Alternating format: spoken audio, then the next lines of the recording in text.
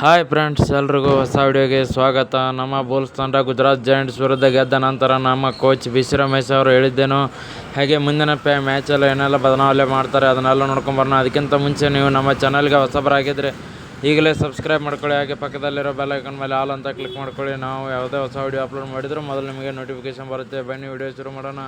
ಇವತ್ತಿನ ಮ್ಯಾಚಲ್ಲಿ ನಮ್ಮ ಬುಲ್ಸ್ ತಂಡದಲ್ಲಿ ರೈಡಿಂಗಲ್ಲಿ ಆಗಿರ್ಬೋದು, ಹಾಗೆ ಡಿಫೆಂಡಿಂಗಲ್ಲಿ ಆಗಿರ್ಬೋದು, ಎಲ್ಲರಿಂದ ಕೂಡ ಒಂದು ಆಲ್ರೌಂಡ್ ಪ್ರದರ್ಶನ ಬಂದಿದೆ ಅಂತಲೇ ಹೇಳ್ಬೋದು.